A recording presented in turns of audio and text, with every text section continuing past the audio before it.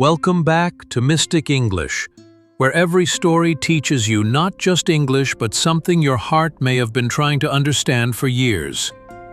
If you're new here, hit subscribe, not just to improve your language, but to hear the kind of stories that make you think differently about life, power, pain, and what really matters. Pablo Escobar didn't start out as a monster. He didn't start out powerful. He started out poor. Born in Rio Negro, Colombia, and raised in the working-class suburbs of Medellin, Pablo came from almost nothing. His family struggled for every meal. His school shoes were often torn. And while some kids dreamed of becoming astronauts or doctors, Pablo had a different dream: to never be poor again. Not just for himself, but for everyone he loved. Poverty didn't just make him uncomfortable, it humiliated him. It made him invisible. As a teenager, he began by selling stolen gravestones and small contraband. Harmless compared to what would follow.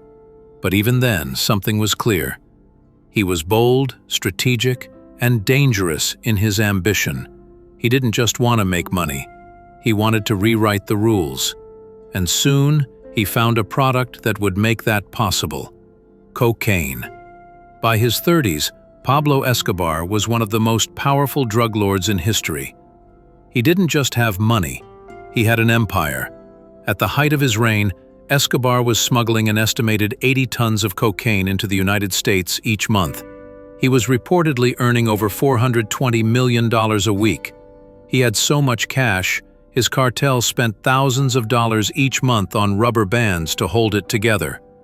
When rats ate through millions of dollars stored in warehouses, it wasn't even considered a major loss. He had too much to count. He built his own prison and called it La Catedral, complete with a waterfall, a football field, and a bar.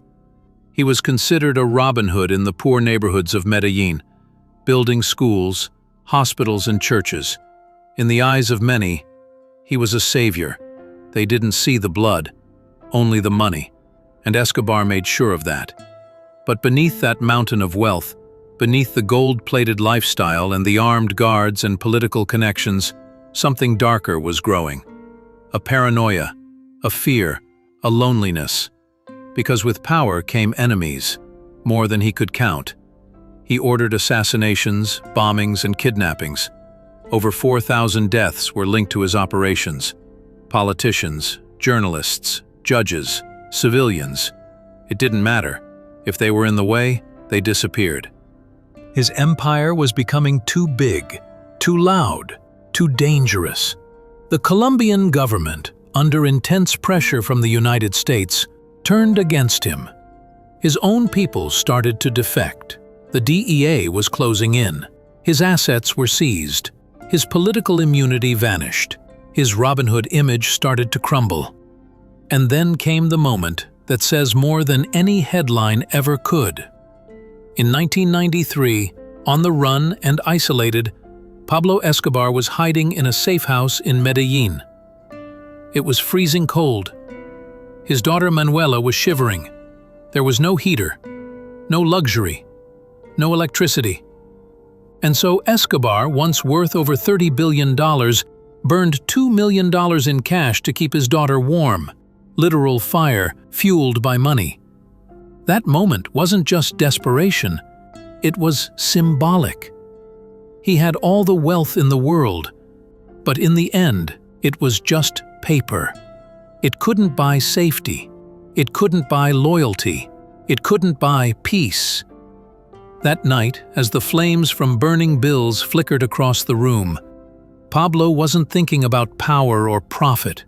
He was thinking about survival, about family, about what all of this had cost him. By the time Escobar was finally located, his world had completely collapsed.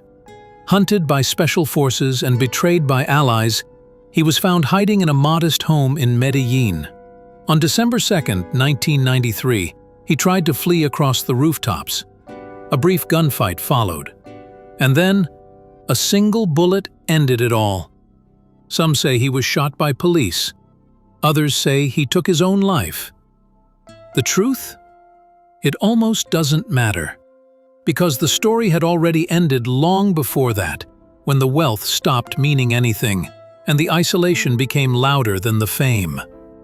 Pablo Escobar's life is not a story of success.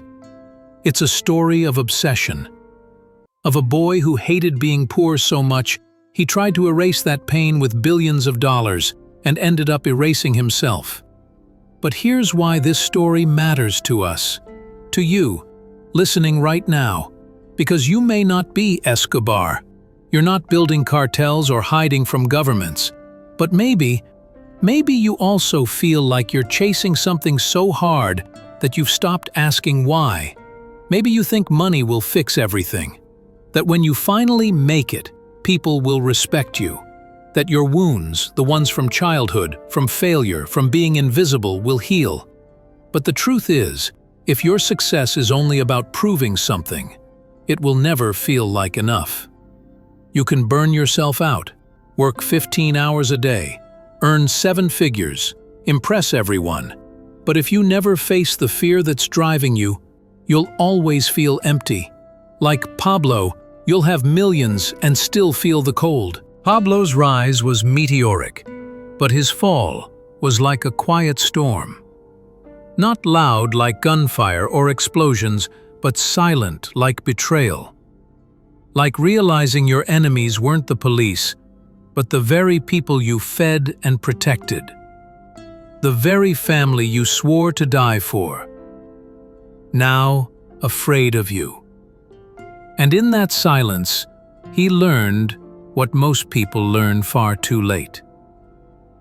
That money can buy everything but peace. There's something tragic about watching someone get everything they ever wanted, only to realize it was never what they needed. The world feared Pablo Escobar. Billions passed through his hands. But in the end, his most precious moments were the simplest ones, like playing with his daughter or hiding with his family. He was once the most dangerous man in the world. But the battle he could never win was the one inside his own heart. And that brings us here, to you, watching this video. Because maybe you're not running from the police, but maybe you're running from something. Maybe you're overworking, overthinking, overpleasing, not because you're greedy or lazy, but because you're tired of feeling less.